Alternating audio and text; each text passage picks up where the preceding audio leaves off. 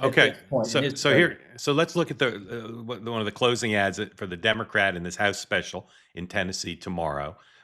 Again, it's a huge pro-Trump district. The Republicans are trying to nationalize this, turn out the president's voters. If they do, their Democrat will lose. Here's her ad, and it plays on all the themes we're talking about, which is change versus more of the same, and it's the economy, stupid. Here's that spot. Angry about high grocery prices? Worried about healthcare costs? Feeling burned by tariffs? Then December 2nd is your day to shake up Washington.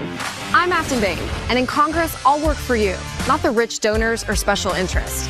Together, we can bring balance to Washington by making healthcare more affordable, bringing down the cost of living, and protect workers and small businesses from job-killing tariffs. I'm Aftyn Behn, and I approve this message to shake up Washington. So Hogan, she's pretty liberal. They've dumped on some opposition research on her.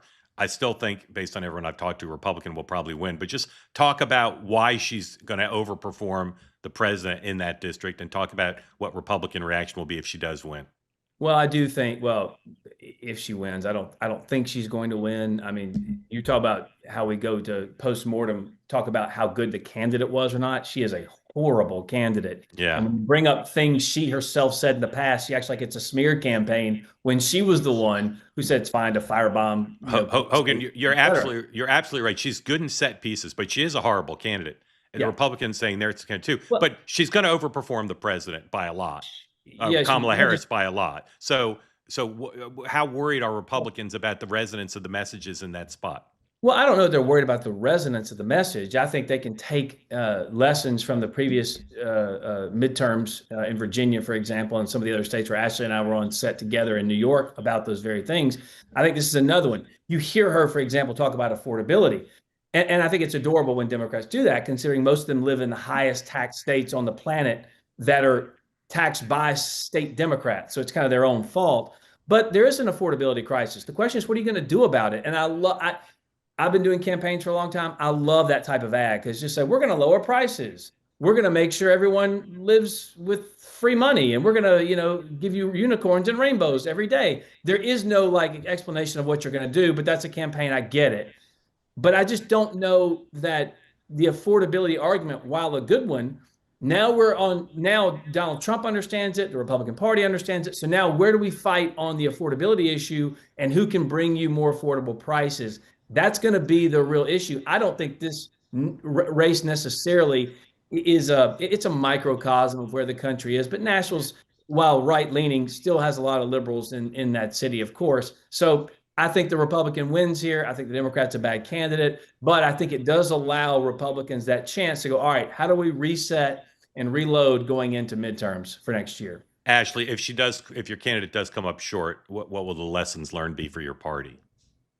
I think she will come up short. I don't anticipate that we think that she'll actually win. I mean, Trump won that district by 60%. So let's be real. I think, though, what we're going to be watching for is to see where Trump and the Republican bleed support, whether they bleed support and where they bleed support. Very similar to New Jersey, where the president, his coalition broke down, where he bled support among Latino male voters and other young voters. So I think that's what we'll be looking to see, not that whether or not we'll win, but whether or not this affordability issue still has potency, and whether or not there is a weak fractioning of Trump's base in his coalition that he built going into the last presidential election. All right. You both think the Republican's going to win, right? Can I give you some breaking news right now? Yes, sir. I think Mike Johnson is live on Fox right now because the Speaker of the House is giving a speech, I think, for Van Epps, and he has Trump on speaphone. Yeah. I mean, the interesting thing here, Mark, is that Republicans are throwing everything they got at it. They're clearly afraid of they've had to spend a lot of money.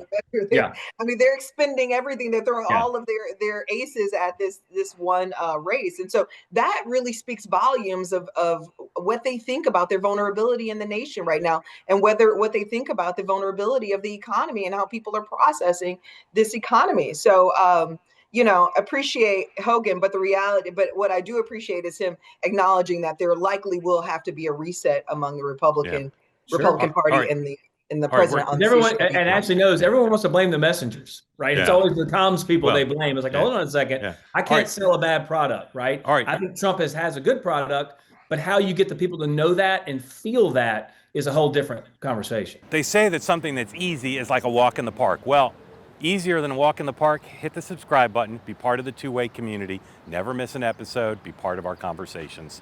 Thank you for your service to America. And don't forget, you can now listen to the morning meeting and Two-Way Tonight on Apple, Spotify, or wherever you get your podcasts.